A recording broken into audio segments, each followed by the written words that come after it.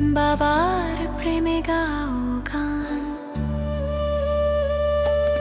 জ্ঞান রত্ন নাও তুলে, দুঃখ সব যাও ভুলে, এসো করি মন্থন, ছিড়বে মায়ার বন্ধন।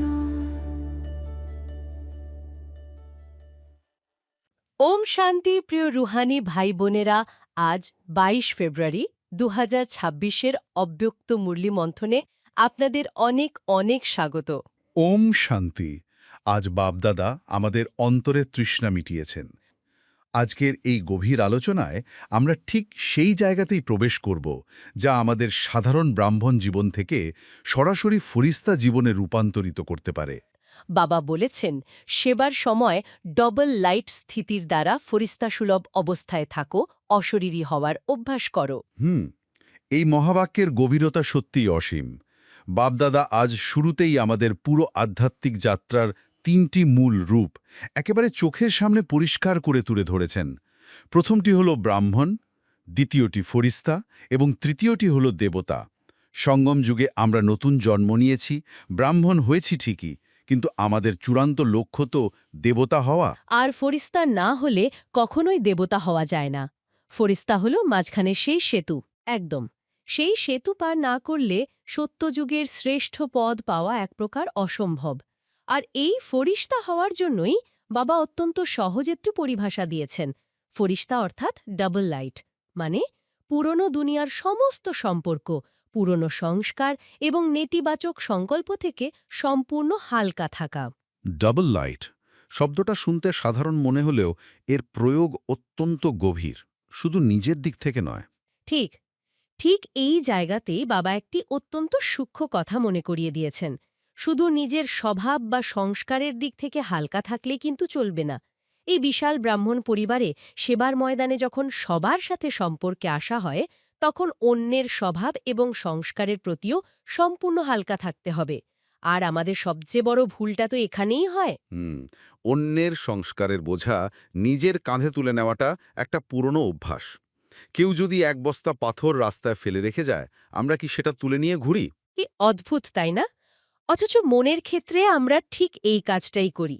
আমরা ভাবি যে নিজের জায়গায় তো ঠিক আছি, কিন্তু ওই নির্দিষ্ট আত্মাটির এমন অদ্ভুত সংস্কার কেন?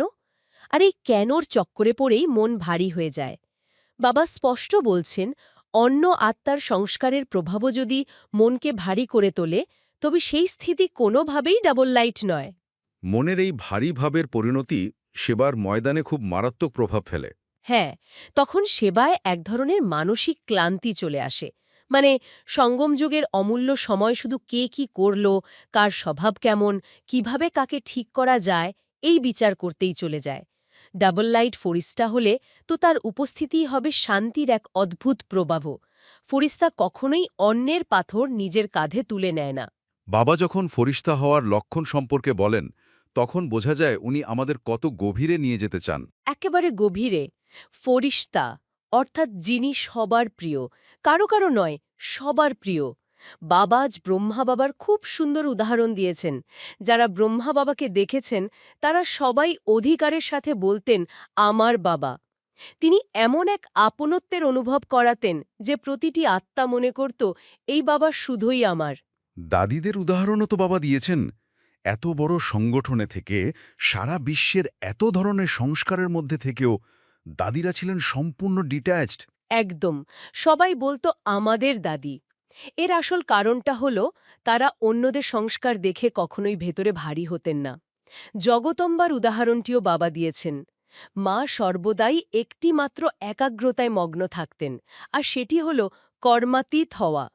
কিন্তু এই ফরিস্তা অবস্থার পথে সবচেয়ে বড় বিঘ্ন কি, তা বাবা আজ খুব স্পষ্টভাবেই বুঝিয়ে দিয়েছেন। আমাদের ৬৩ জন্মের যে দেহবোধ বা দেহাভিমান, তা এত সহজে যায় না।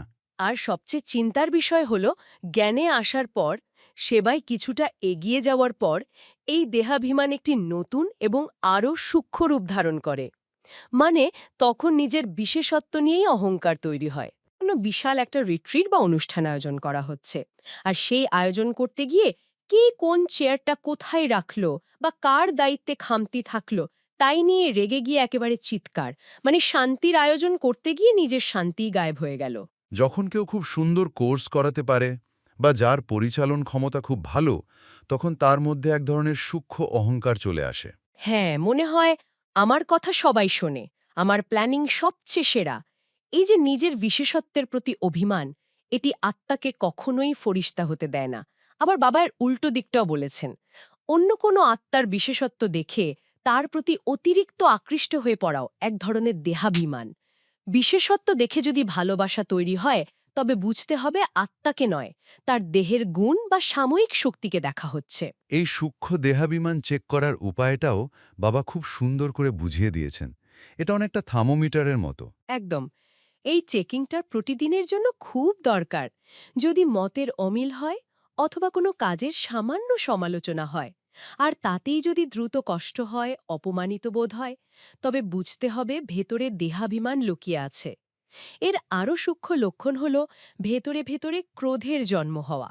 সেবায় থেকে যখন দেখা যায় আশা অনুযায়ী কাজ হচ্ছে না, তখন চেয়ারায় খুশির বদলে চিন্তার ছাপ পড়ে যায়। আর চলতে চলতে হতোদ্যম হয়ে পড়া, উৎসাহ হারিয়ে ফেলা, এগুলো সবই সেই সূক্ষ্ম অহংকারের লক্ষণ। সংগঠনে থাকার সময় অন্যের সংস্কার দেখে হতাশ হয়ে পড়া ফরিস্তা অবস্থার সবচেয়ে বড় অন্তরায়। বারবার এই সূক্ষ্ম চেকিং করতে হবে যে আমি কি সত্যিই ডবল লাইট, নাকি সেবার নামে নিজেরই কোনো সূক্ষ্ম বোঝা বয়ে বেড়াচ্ছি। বাবা সেবার যে আসল রূপটি দেখালেন, তা আমাদের প্রচলিত ধারণাকে সম্পূর্ণ বদলে দেয়। প্রজেক্ট বা প্ল্যান বানানো বা প্রচুর পরিশ্রম করার সমার্থক বলে মনে করা হয়েছে, কিন্তু বাবা বলছেন সেবার প্ল্যান অনেক আছে, উৎসাহও আছে, সবই খুব ভালো, কিন্তু এখন সময়ে এসেছে সেবার পদ্ধতিতে পরিবর্তন আনার। এখন অশরীরী ভাবের বায়ুমণ্ডল তৈরি করতে হবে। এমন এক বায়ুমণ্ডল যেখানে পরিশ্রম কম, কিন্তু প্রভাব অনেক বেশি। ঠিক, শুধু মুখে জ্ঞান শোনালে মানুষ কিছুক্ষণ হয়তো ভালো অনুভব করে, কিন্তু দুনিয়ার ভিড়ে গিয়ে আবার সব ভুলে যায়। কিন্তু যখন কোনো আত্মা অশরীরী স্থিতির বায়ুমণ্ডলের প্রভাবে আসে, ফরিস্তা সুলভ দৃষ্টির মাধ্যমে সে আত্মিক প্রেমের ও শান্তির অনুভব করে, তখন সেই অনুভব আর ভোলা সম্ভব নয়। অতীন্দ্রিয় সুখের অনুভব, শুধু সাধারণ আতিথেয়তা বা মিষ্টি কথা নয়, এমন এক ভাইব্রেশন যেখানে বাক্য শেষ হয়ে যায়। দারুণ বলেছেন। সাধারণ আতিথেয়তা তো আজকাল যে কোনো ভালো কর্পোরেট অফিসেও পাওয়া যায়, কিন্তু বাবা বলছেন এখন আতিথেয়তার পাশাপাশি অতীন্দ্রিয় সুখের অনুভব করাতে হবে। এই জায়গাটিতে বাবা একটা গভীর সত্য তুলে ধরেছেন। দীর্ঘ ৭০-৭২ বছর ধরে অত্যন্ত নিষ্ঠার সাথে সেবা চলছে। সারা বিশ্ব জেনে গেছে এখানকার শান্তি খুব সুন্দর। কিন্তু তারা কি শিব বাবাকে চিনতে পেরেছে? বাবার প্রত্যক্ষতা তো আজও গুপ্ত রয়ে গেছে। একদম তাই। সবাই বলে যে ইনি হলেন এদের বাবা, কিন্তু ইনি আমারও বাবা, এই কথা কোটির মধ্যে হয়তো কারো মুখ থেকে বের হয়। আর গুপ্ত থাকার কারণটাই হল ফারিস্টা অবস্থার সেই তীব্র ভাইব্রেশন এখনো ছড়ানো যায়নি। যখন কোনো আত্মা সেবাকেন্দ্রে আসবে, তখন শুধু মিষ্টি কথায় নয়, চলনে দৃষ্টিতে যেন পরমপিতার আভা দেখতে পায়। সেকেন্ডের মধ্যে নিজের সমস্ত সংকল্প সমাপ্ত করে ডবল লাইট হয়ে যাওয়ার অভ্যাসটাই এখন গুপ্ত প্রত্যক্ষতার পর্দাকে সরাবে। যতক্ষণ না নিজেরা অতীন্দ্রিয় সুখে ভরপুর হওয়া যাচ্ছে, ততক্ষণ অন্য আত্মাদের সেই সুখের সন্ধান দেওয়া কোনোভাবেই সম্ভব নয়। যারা দেরিতে এসেছে তাদের প্রতি বাবারই অসীম করুণা সত্যি অভাবনীয়। নতুন আত্মাদের জন্য বাবার এই বিশেষ বার্তা সত্যি একটা বিশাল আশার আলো। অনেকের মনেই প্রশ্ন আসে, জ্ঞানে তো অনেক দেরিতে আসা হলো, এত বছর ধরে যারা পুরুষার্থ করছে তাদের সমকক্ষ কি আর হওয়া সম্ভব? বাবা সেই ভয় একেবারে দূর করে দিয়েছেন। বাবা বলছেন, দেরিতে লেট এসেছ ঠিকই, কিন্তু টু লেট হয়ে যাওনি, এখনো সময় আছে। তবে এই অল্প সময়কে সফল করার একটা বিশেষ পদ্ধতি আছে, আর একটা সেকেন্ডও অপচয় করা যাবে না। হ্যাঁ, যারা দেরিতে এসেছে তাদের কর্ম এবং যোগের মধ্যে এক নিখুঁত ব্যালেন্স বা ভারসাম্য তৈরি করতে হবে। কর্ম তো করতেই হবে, কিন্তু প্রতিটি কর্মের সাথে যোগের শক্তিকে যুক্ত করতে হবে, যাকে বলা হয় কর্মযোগী হয়ে চলা। যারা এই ব্যালেন্স রাখতে পারবে তারা বাবার কাছ থেকে এক্সট্রা ব্লেসিংস বা অতিরিক্ত আশীর্বাদ প্রাপ্ত করবে। বাবা সেই চিরায়ত ভরসার বাণীটি আবারও মনে করিয়ে দিয়েছেন, হিম্মতে বাচ্চে মাদাতে বাপ। অর্থাৎ যে সাহস করে এক পা এগোয় বাবা তাকে 1000 পা এগিয়ে নিয়ে যাওয়ার জন্য সাহায্য করেন। সময়ের স্বল্পতা কোনো বাধা নয়, বরং এটি তীব্র পুরুষার্থের একটা সুযোগ। অল্প সময়েই প্রতিটি সংকল্প সফল করে অনেক বড় প্রাপ্তি সম্ভব। শুধু দরকার সেই অটুট বিশ্বাস আর নিরন্তর অশরীরী হওয়ার অভ্যাস। সম্পূর্ণ ডিট্যাচড স্থিতি। আজকের এই গভীর আলোচনার পর বাপদাদার সেই মিষ্টি আশীর্বাদের কথা মনে পড়ছে। আমি মহাবাক্যটি সরাসরি পড়ছি। চারিদিকের সকল বাচ্চাদেরকে বাপদাদার হৃদয়ের শুভকামনা, পদমগুণ অভিনন্দন আর শুভেচ্ছা। ইন অ্যাডভান্স তোমাদেরকে বাবার বর্তের অভিনন্দন।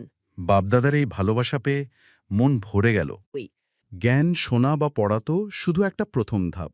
মানে আমরা তো রোজই মুরলি শুনছি, কিন্তু বাবার শ্রীমতকে কিভাবে আমাদের প্রাত্যহিক জীবনে, আমাদের কর্মক্ষেত্রে বা পরিবারের ভেতর একেবারে প্র্যাকটিক্যাল রূপে প্রয়োগ করা যায় তা নিয়ে আজ আমরা বিস্তারিত আলোচনা করব।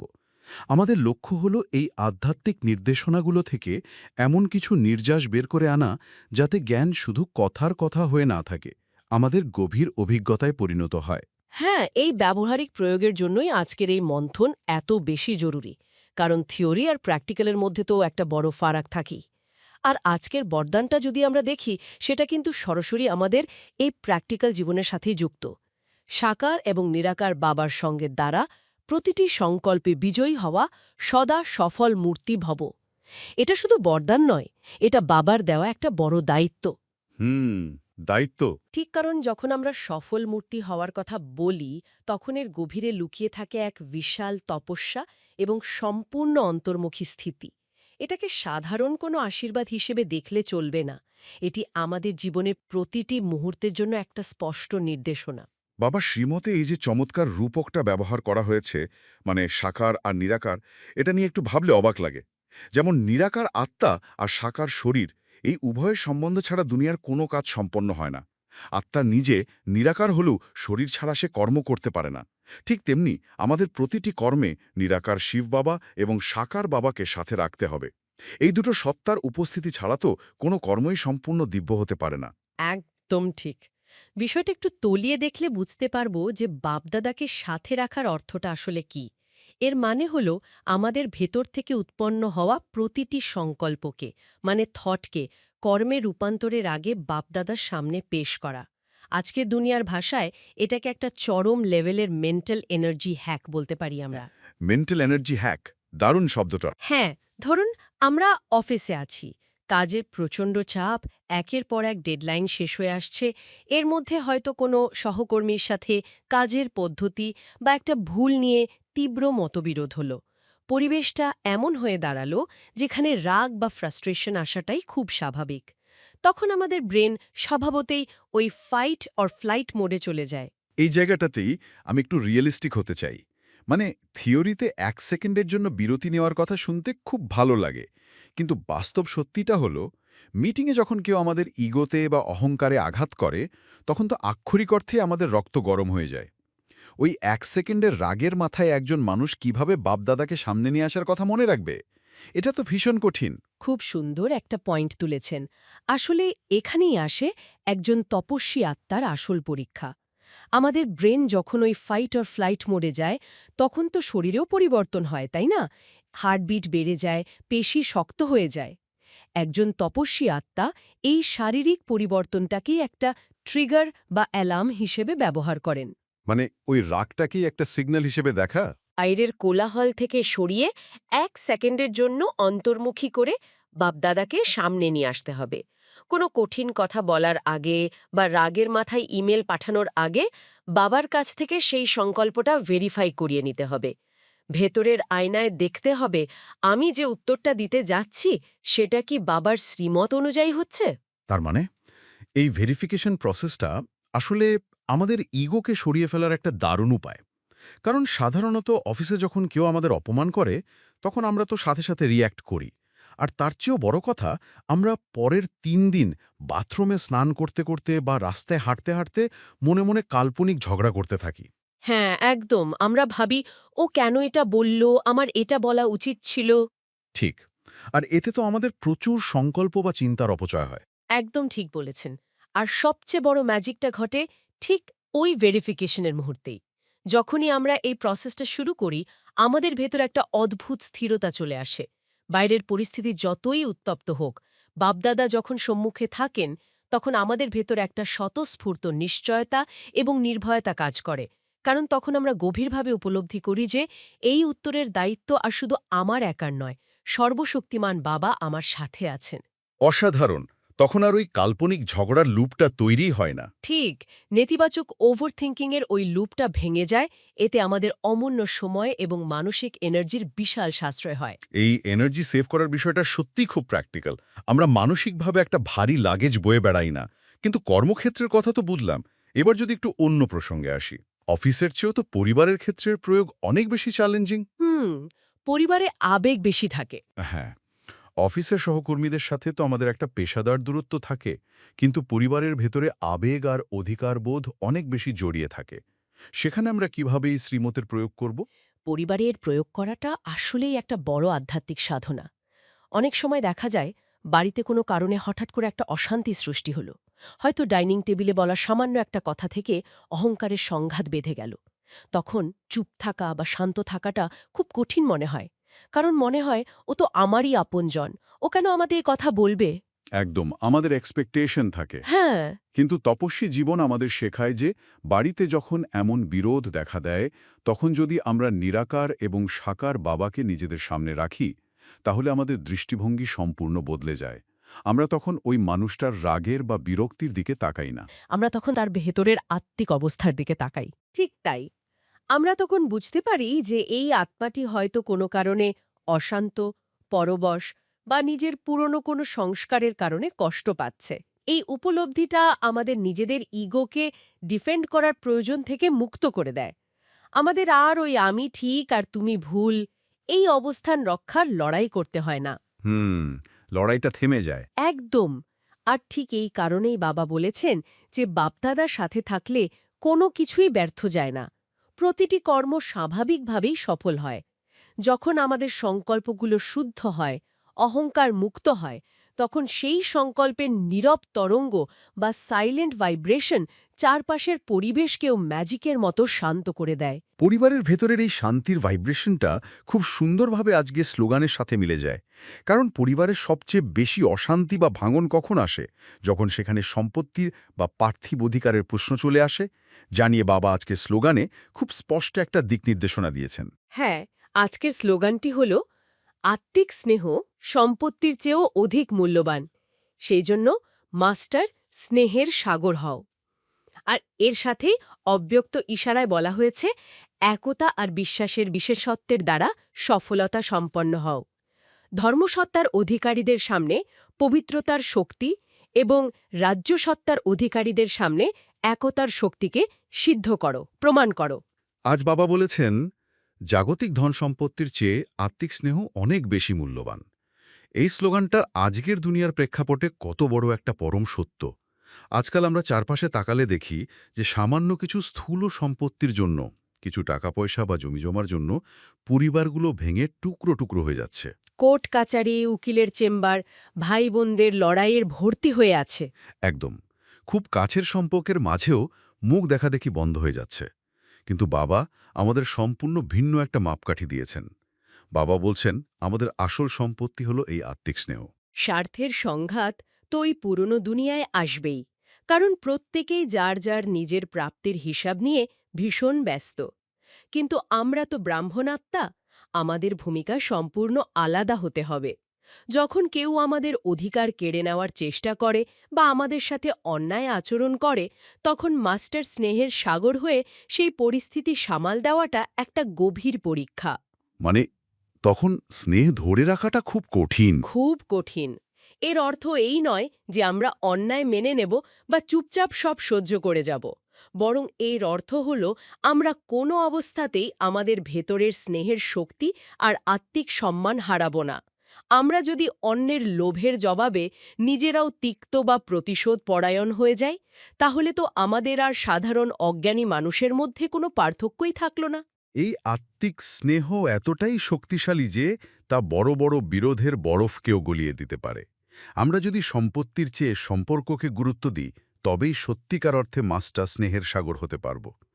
আর এরপর বাবা অব্যক্ত ইশারায় যে দুটি শক্তির কথা বলেছেন, পবিত্রতা এবং একতা, তার প্রয়োগ তো বর্তমান সময়ের জন্য আরও বেশি প্রাসঙ্গিক।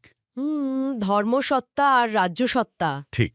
বাবা স্পষ্টভাবে বলেছেন যে ধর্মসত্তার অধিকারীদের সামনে পবিত্রতার শক্তি এবং রাজ্যসত্তার অধিকারীদের সামনে একতার শক্তিকে প্রমাণ করতে হবে। এর পেছনের গভীর রহস্যটা আসলে কি? কেন বাবা নির্দিষ্টভাবে এই দুটো গোষ্ঠীর কথা উল্লেখ করলেন? এর পেছনের রহস্যটা বুঝতে হলে আমাদের একটু সমাজের বর্তমান অবস্থার দিকে তাকাতে হবে। একটু গভীরভাবে পর্যবেক্ষণ করলে দেখা যাবে আজকের দুনিয়ায় যারা রাজ্যের অধিকারী মানে রাজনৈতিক নেতা, তারা সবসময় সমাজকে একত্রিত করার, জোট বাঁধার এবং একতার কথা বলেন। হ্যাঁ, নির্বাচনের আগে খুব একতার কথা শোনা যায়। একদম। কিন্তু বাস্তবে তাদের সেই একতা কতটা ভঙ্গুর? নির্বাচনের আগে তারা একসাথে হন, আবার স্বার্থের একটু এদিক ওদিক হলেই সেই জোট ভেঙে যায়। তাদের একতা সম্পূর্ণ সাময়িক এবং স্বার্থের ওপর নির্ভরশীল। কিন্তু যখন তারা আমাদের ঈশ্বরীয় পরিবারের দিকে তাকাবেন, তখন তারা কি দেখবেন? তারা দেখবেন সম্পূর্ণ নিঃস্বার্থ এবং আত্মার স্তরের একটা একতা। মানে সারা বিশ্বের এত ভিন্ন ভিন্ন সংস্কৃতির, ভিন্ন ভিন্ন ভাষার আত্মারা এক বাবার শ্রীমতের সম্পূর্ণ একতাবদ্ধ হয়ে কাজ করছে। হ্যাঁ, কোনো রাজনৈতিক বা আর্থিক স্বার্থ ছাড়া। ঠিক। এই একতার ব্যবহারিক শক্তি তাদের মুগ্ধ করবে, কারণ তারা যে একতা শত চেষ্টা করেও সমাজে প্রতিষ্ঠা করতে পারছেন না, সেটা আমাদের পরিবারে অত্যন্ত স্বাভাবিকভাবে বিদ্যমান। একদম ঠিক। আর ধর্মসত্র অধিকারীদের ক্ষেত্রেও ঠিক একই ব্যাপার ঘটে। যারা বড় বড় মঞ্চে দাঁড়িয়ে ধর্মের কথা বলেন, তারা পবিত্রতার কথা মুখে খুব সুন্দরভাবে বললেও তাদের প্রাত্যহিক জীবনে হয়তো সেই সম্পূর্ণ পবিত্রতার শক্তি নেই। তারা হয়তো শুধু ব্রহ্মচর্যের কথা বলেন। হ্যাঁ, কিন্তু সংকল্প, দৃষ্টি এবং বৃত্তিতে যে সম্পূর্ণ পবিত্রতা, যেখানে অন্যের প্রতি কোনো নেতিবাচক বিচার বা ঘৃণা নেই, সেটার অভাব দেখা যায় তাদের মধ্যে। মঞ্চে দাঁড়িয়ে শাস্ত্রের কথা বলা তো সহজ, কিন্তু বাস্তব জীবনে কেউ অপমান করলে নিজের দৃষ্টি এবং বৃত্তিকে পবিত্র রাখা, এটাই হলো আসল চ্যালেঞ্জ। আর ঠিক এই জায়গাটাতেই আমাদের প্র্যাকটিক্যাল জীবন তাদের সামনে বড় প্রমাণ হয়ে দাঁড়াবে। তারা যখন আমাদের জীবনে পবিত্রতার ব্যবহারিক রূপটা দেখবেন, তখন তারা ভেতর থেকে অনুভব করবেন যে এটাই হলো আসল আধ্যাত্মিক শক্তি। তখন আর মুখে কিছু বলতে হবে না। একদম না। বাবা এই জন্যেই বলেছেন যে এই দুটি শক্তিকে সিদ্ধ করলেই ঈশ্বরীয় সত্তার পতাকা খুব সহজেই উঠতে থাকবে। এর জন্য আমাদের বড় বড় ভাষণ দেওয়ার প্রয়োজন নেই বা কাউকে জোর করে জ্ঞান বোঝানোর প্রয়োজন নেই। আমাদের নিজেদের ভেতরের পবিত্রতা এবং একতার সাইলেন্ট ভাইব্রেশন এতটাই প্রখর হবে যে মানুষ নিজে থেকেই আকৃষ্ট হবে। তারা গভীরভাবে বুঝতে পারবেন যে এখানে স্বয়ং ঈশ্বরের কাজ চলছে। বিষয়টা একটু ভেদে দেখলে সত্যি গায়ে কাটা দেয়। যদি গুটি কয়েক মানুষের এই খাঁটি পবিত্রতা আর একতা বিশ্বনেতাদের মাথা নত করতে বাধ্য করে, তাহলে একবার কল্পনা করুন তো, যদি একটা গোটা শহর মাত্র একদিনের জন্য এই ভাইব্রেশন ধারণ করে, তাহলে দুনিয়ার চিত্রটা কেমন বদলে যাবে? অভাবনীয় একটা পরিবর্তন চলে আসবে। আর এই পরিবর্তনের শুরুটাই হয় ওই বরদান থেকে, বাপদাদাকে প্রতিটি সংকল্পে সাথে রাখা। কারণ বাপদাদা সাথে থাকলেই সংকল্প পবিত্র হবে, সবার সাথে আত্মিক স্নেহ তৈরি হবে, আর সেখানে একতা বিরাজ করবে। আমাদের শুধু নিজের ভেতরে চেকিংটা ঠিক রাখতে হবে। তো আজ বাপদাদা আমাদের ডাবল লাইট ফরিস্তা হওয়ার স্মৃতি দেওয়ালেন, এবং শেষে প্রতিটি সংকল্পে বিজয়ী হয়ে সফল মূর্তি হওয়ার বরদান দিয়ে বিদায় নিলেন। চলুন আজকের এই মন্থনের পর আমরা নিজেদের সেই ফরিস্তা স্থিতিতে নিয়ে যাই। আমি এক আত্মিক আলো, ডাবল লাইট ফরিস্তা। সর্বশক্তিমান শিব বাবার দিব্য কিরণ আমার ওপর পড়ছে। বাপদাদা আমার সাথেই আছেন। আমি এক সফল মূর্তি আত্মা। আমার প্রতিটি সংকল্প শুদ্ধ এবং পবিত্র। আমার প্রতিটি কর্ম বাবার শ্রীমতে ভেরিফাই করা। বাপদাদার স্নেহের ছায়ায় আমি সম্পূর্ণ নির্ভয়। আমি মাস্টার স্নেহের সাগর। আমার অন্তরের এই শান্ত এবং পবিত্র ভাইব্রেশন চারপাশের পরিবেশকে আলোকিত করছে। আমি এক ডাবল লাইট ফরিস্তা। আসুন বাবার সামনে প্রতিজ্ঞা করি, আমি সদা বাপদাদাকে সাথে রেখে প্রতিটি কর্মের সফল মূর্তি হব। কমেন্টে লিখুন সফল মূর্তি। ওম শান্তি। ওম শান্তি।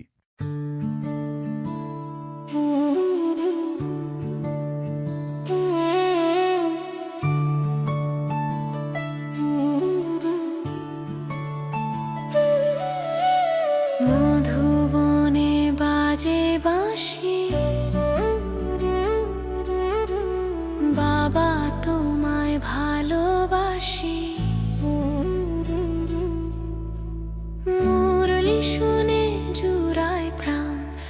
আবার প্রেমে গাও গান। জ্ঞান রত্ন নাও তুলে, দুঃখ সব যাও ভুলে, এসো করি মন্থন, ছিড়বে মায়ার বন্ধন।